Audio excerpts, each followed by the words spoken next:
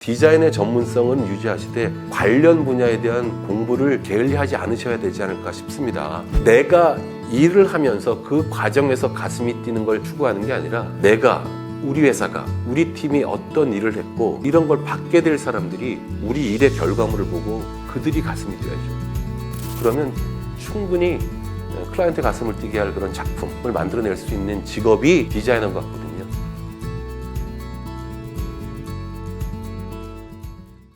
마케팅 평화 상태가 올 것 같아요. 마케팅 평화라는 거는 싸우지 않고 서로 사이좋게 지낸다는 뜻이 아니고요. 아주 강력한 1등이 하나 있고 그래서 나머지들은 깨갱하고 있는 상태를 마케팅 평화라고 하는데, 우선 유튜브가 구글 거잖아요. 구글 생태계가 장악한 거 아니야? 그러면 방법은 두 가지인 거죠. 새로운 플랫폼을 만들 정도의 용기와 힘을 가지고 한번 해보거나 아니면 이걸 잘 올라타거나 둘 중에 하나인데, 비겁하게도 올라타야지 하고 생각하고 있습니다. 우리나라 애지간한 대학에는 다 디자인 관련한 과가 개설이 돼 있고 1년에 배출되는 예비 디자이너만 해도 엄청날 거라고 생각이 들어요. 이 디자인 쪽뿐 아니라 일한 거에 대한 보상을 적절히 받지 못하는 문제는 누적된 문제인 것 같기도 하고요. 그런 경험이 있습니다. 처음에 일을 시작했을 때 저는 마케터고 협업을 하는 크리에이터들이 있어요. 그죠? 카피라이터도 있고 디자이너, 아트워크 하는 분도 계시고. 처음에는 어찌 보면 서로를 무시해요. 마케팅하는 친구들은 이 디자인하는 친구들 이거 개념도 없고 그냥 아이디어로만 승부 걸려고 그래 라고 생각하는 거고, 비주얼라이제이션 작업하는 친구들은 마케팅하는 저희 같은 사람한테 저것들은 무슨 데이터나 무슨 이론만 얘기하지 그런 어떤 충돌도 겪으면서 한 5년 차, 6년 차 넘어가니까요. 일정 정도 수준이 되면 전혀 다른 분야인데 막 통하면서 일이 돼요. 그때 주는 희열이 굉장히 컸는데 곰곰이 생각해보면 그때 크리에이터랑 일하면서 희열을 느꼈다라고 할 때 저도 전혀 모르는 디자인 이런 거에 대해서 일을 하면서 알아야 되니까 조금 공부를 한 거예요. 공부가 별게 아니라 책 읽고 잘된 디자인이 어떻고 잘된 광고 뭐다를 계속 입력해서 어느 정도 이런가 보다라는 감이 생겼고, 디자이너 아트워크 하는 친구도 처음엔 무시했지만 마케팅이나 소비자에 대해서 관심 가지고 공부를 한 거예요. 조금씩. 본인의 전문성을 발휘하기 위해서라도 관련 영역에 대한 지식을 좀 쌓으셨으면 좋겠다는 감히 잔소리 드립니다. 제가 가지는 신념 중에 하나가 뭐냐면, 굳이 말로 설명되어야 팔리는 디자인도 문제지만 어떤 디자인 작업물이 이론이나 말로 설명될 수 없는 것도 굴하다라고 저는 생각합니다. 야, 느낌이 좋잖아, 삘 오잖아, 이거로는 부족하다는 거죠. 어렵겠습니다만 딱 봤을 때 하는 느낌도 들어야 되고, 이게 어떤 이론을 바탕으로 어떤 소비자의 생각을 가져오기 위해서 했다라고 또 이론이나 말로도 설명될 수 있어야 된다라고 저는 믿어요. 그러려면 조금 힘드시겠습니다만 디자인의 전문성은 유지하시되 관련 분야에 대한 공부를 게을리하지 않으셔야 되지 않을까 싶습니다. 왜냐하면 이게 파인아트 하시는 분들이 아니거든요. 혼자 그림 그려서 전시회에서 사는 분들이 아니란 말이에요. 대부분의 일은 협업의 형태로 나타나지 않습니까?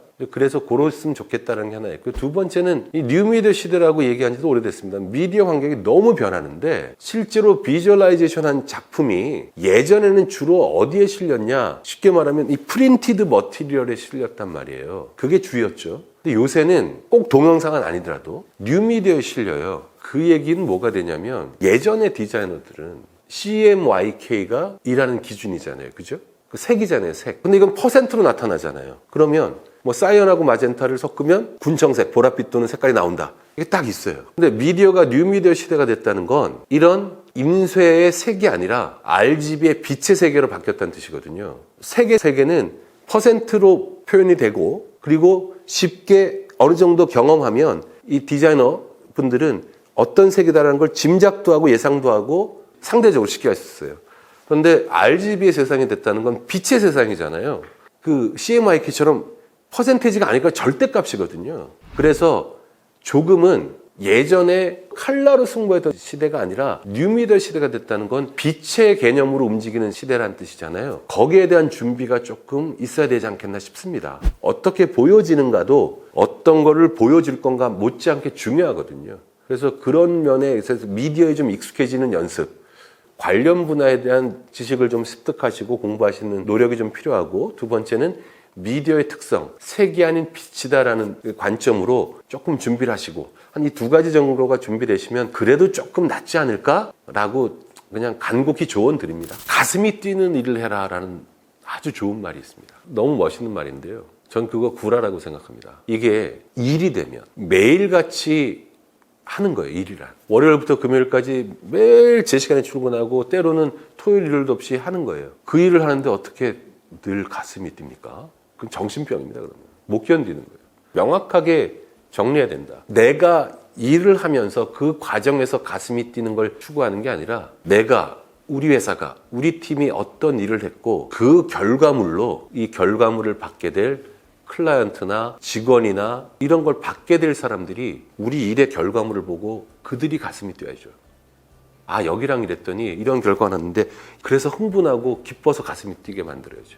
일을 하는 과정에서의 가슴이 뛴다가 아니라 일의 결과로 클라이언트의 가슴을 뛰게 하자가 제 모토이자 신념입니다. 그러면 저는 지치지 않는 삶의 태도만 유지하면 된다고 봅니다. 지치지 않고 꾸준히 가겠다는 결심하에 그것이 컨텐츠든 컨설팅 결과든 브랜드건 그거를 접하는 분, 사용하는 소비자들이 그것 때문에 조금이라도 가슴이 뛰고 흐뭇하고 즐거울 수 있으면 저는 충분히 제 몫을 한 거다라고 생각하거든요. 그 신념은 끝까지 유지하면서 일을 하고 싶습니다. 디자인 소리를 보시는 분들도 얼마나 좋습니까? 특히 디자이너라는 잡은 너무 멋있어요. 머릿속에만 있던 마음속에만 떠오르던 심상을 구체적인 비주얼로 보여주고 그걸 보는 사람들이 정말 흥분하고 가슴이 뛰잖아요. 오히려 브랜드 전략 컨설팅 하는 것보다는 클라이언트의 가슴을 뛰게 할 기회는 디자인을 하는 분들이 훨씬 많을 수 있잖아요. 그 디자인 작업하는 동안 스스로 가슴이 뛰거나 하는 걸 추구하는 건 어린 시절 20대 얘기인 것 같고요. 지치지 않는 태도로 그리고 관련 분야도 공부하시고 그러면 충분히 클라이언트 가슴을 뛰게 할 그런 작품을 만들어낼 수 있는 직업이 디자이너 같거든요. 그런 면에서 굉장히 존경스럽고 부럽기도 하고 그렇습니다. 제 스스로에게 하는 다짐이기도 하고 디자인 하시는 분들에게 감히 드리는 부탁이기도 합니다.